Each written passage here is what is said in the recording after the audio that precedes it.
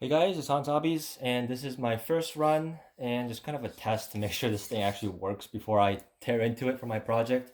Um, of my Redcat Everest 10. So I just recently unboxed this. This is fresh out of the box. The battery's not even charged yet. It's just whatever charge was left in it in the box. And I'm gonna just crawl it real quick indoors, just over my couch, just because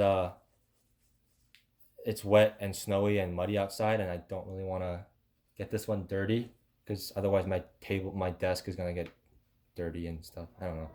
Um, just rather have it relatively clean while I tear into it. So this is where I'm gonna be doing my first run of it at the moment. I'm also not gonna show you a full speed of it because there's nothing really to show. It's just slow. It's gonna be slow. Not only because of the crawler, but it's just slow in general. Um, so there's nothing really to write home about there.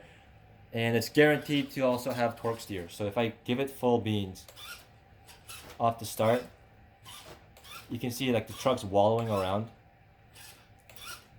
And that's because the torque steer is definitely there. It doesn't seem that too bad, and it doesn't seem too bad because the couch is also kind of giving in underneath the truck.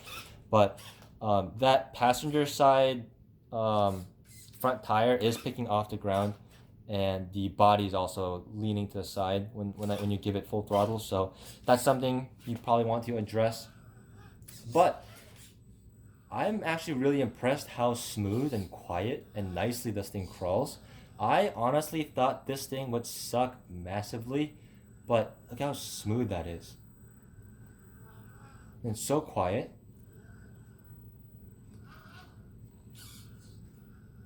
That's actually really impressive and really amazing. Um, what's less amazing though is the turning radius. The turning radius is pretty poor. There's just not a lot of total steering throw to begin with. And the reason for that is one, because the steering link in the front is a straight link, it's not a bent one, so it does collide with the diff cover. And the wheels and tires are also really wide, so if it had more steering, it would hit the links and the shock. So that's kind of why you have it limited. You can improve it pretty easily, so that's not a huge problem, I don't think. But it is something to note. Out of the box, doesn't have the best steering. But still, 160 bucks for a full 10 scale crawler that's this smooth and quiet and crawls this nicely. Um, that's an amazing value. That's really good, I think. And it's really not hard to see why this thing has such a huge fan base. It's just a nice crawler. Just with a couple minor modifications, I think it can crawl really amazing. Perform really well. The tires you'll see when I climb up on this ledge of the couch, they don't conform at all. They're really, you can see that right there. Normal crawler tires would kind of squish in right here, but yeah, there's no squish to these guys. They are foam filled and they're not the hardest tires in the world, but for crawler tires, I would say they're pretty much rocks.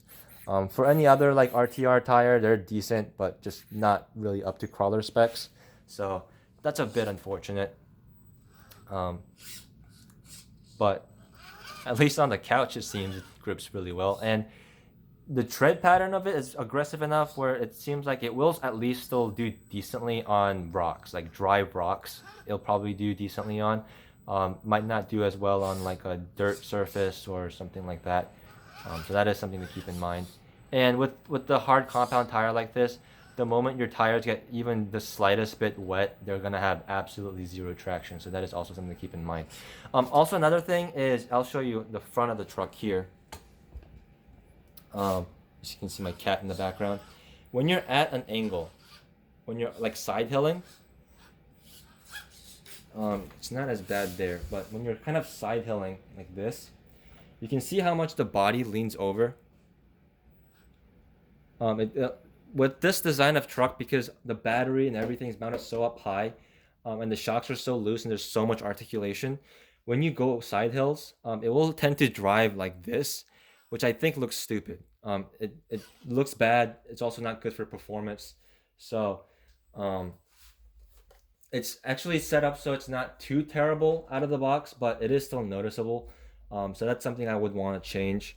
Redcat definitely had a lot of time to refine this thing, and it's definitely a lot better than what I've seen of the original release um, of the Everest 10 and the original release of the Madstone with the Max Stone that Exceed RC had.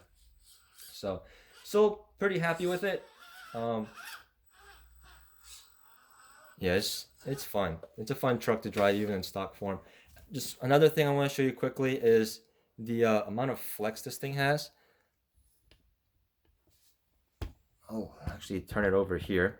Sorry about the kind of rough cut this time. I'm kind of confined to this small space indoors, but you can see without moving the rear axles, if you flex this the maximum amount, that's a crazy amount of flex right there.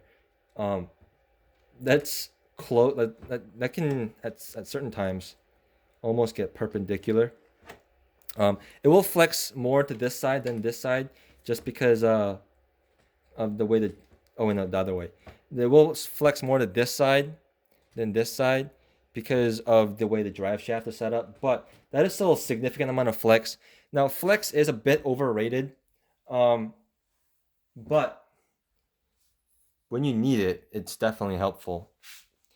I'll personally probably be reducing the amount of flex on this truck just so it doesn't lean as much. But um, it's nice that it has the flex to begin with. It's easier to take away flex than try to give it more. So that's pretty nice. I could probably just crawl on my couch all day with this thing, and it's not that large. The small body definitely makes it look small. The overall wheelbase is about the same as a regular crawler, but it's really light. And it's my battery charger. So it just feels smaller, and it doesn't damage your furniture even if you're crawling on the couch like this. So that's pretty nice. So I know this was kind of a rough cut video, just kind of me throwing my camera around, crawling my crawler on the couch, which is probably not the most entertaining thing to watch, but I did want to document my first impressions of this, just in case anyone was wondering what I thought. Um, but yeah, getting really excited to really drive this thing more, and definitely think it was worth the money, even though I haven't had it for that long. Already really happy with it. So, with that said, I will have a lot more Everest 10 videos coming out soon. I have a lot of other RC videos on my channel. So, if you like this video, give me a like, subscribe, comment down below, all the good YouTube shenanigans. And I will make a playlist for all the stuff I do with my Everest 10. So, if you guys want to see that, check that out in the future. And yeah, thank you guys so much for watching, and I'll see you guys next time.